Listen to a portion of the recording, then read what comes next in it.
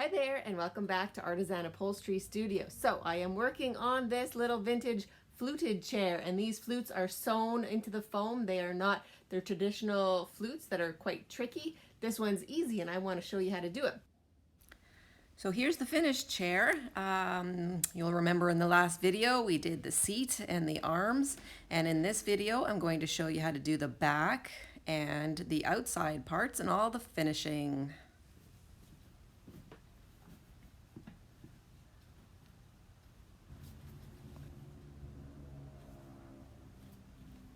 So when you're laying out your fabric, you want to make sure that the flutes run right along the weave. You don't want to get them crooked at all. So make sure, double check, and always get your fabric straight. Cut it bigger than you think you're going to need.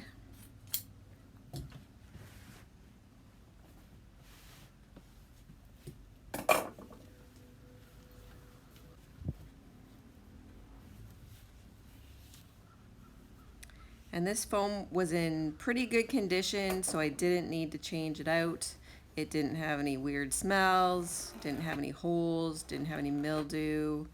And also the burlap was in good condition, and it's always very helpful to have that burlap still intact on the back. It doesn't have to be perfect, but it should be mostly there without very many holes. And that is to catch the stitches on the underside of the foam. So you're going to start in the center and you're going to sew right through it, right through the foam, burlap, fabric, everything. Just try to get a nice straight stitch. And this could take some practice. You might be pulling out those first stitches and trying it again, but that's okay.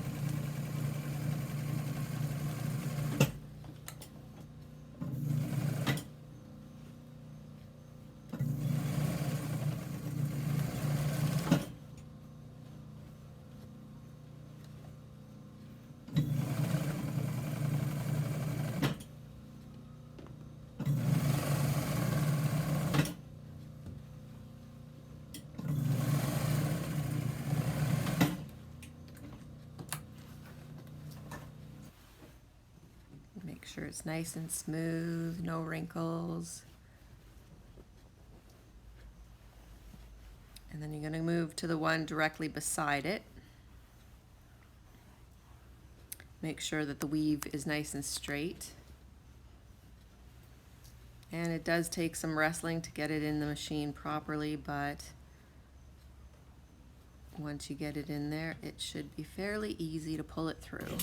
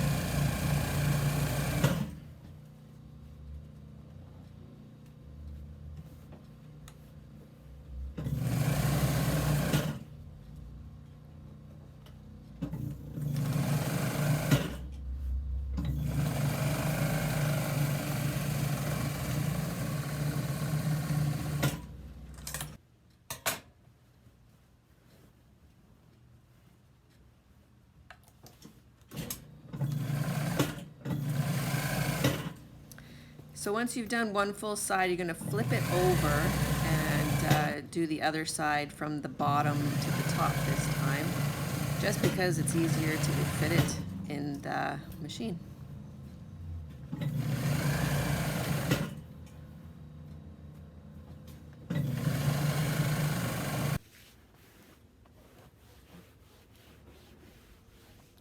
Now all those little wrinkles, they're going to get worked out when we do the pulling. You want to add some padding underneath that, get it nice and plump looking and fresh and new.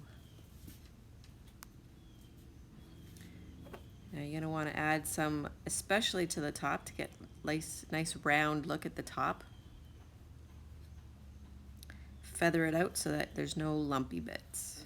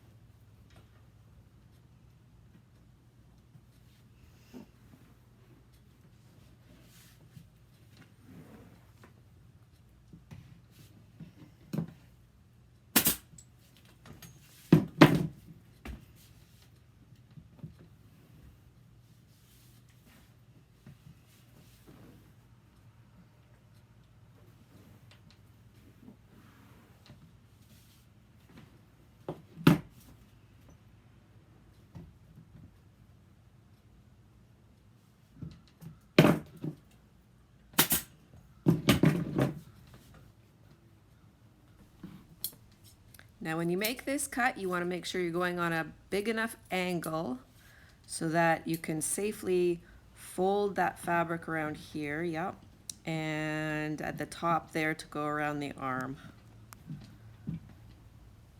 So here, you want there to be enough fabric to fold under so that there's no raw edge. Just like that.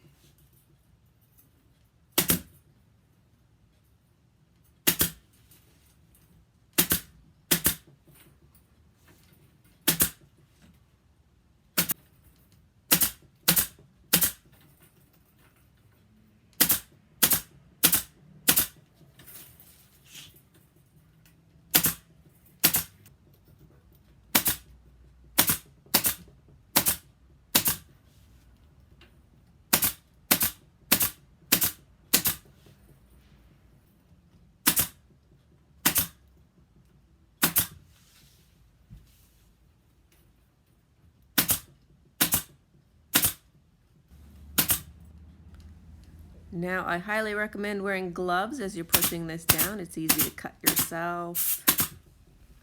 I sometimes don't.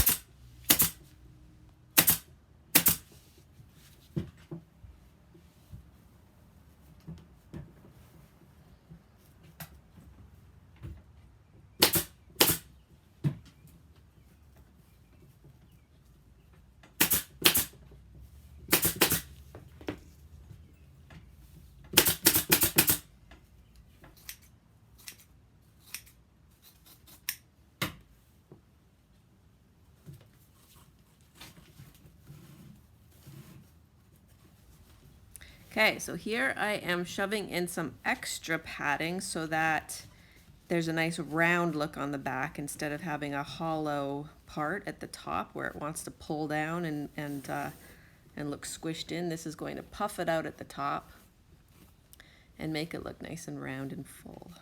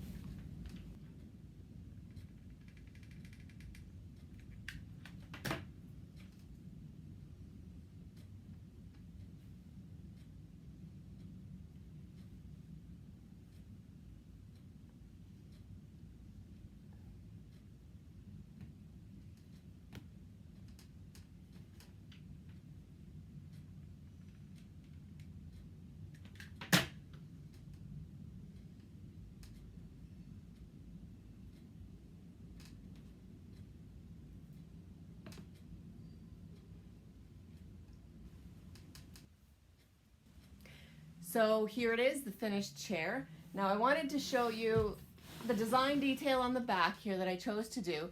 Before, the chair had a seam here. Now just because it has that to start with doesn't mean that you have to do it again. You can design it however you like, and I think that having no seam here is a nicer look, just in case they want to put it in the middle of the room and have the back showing.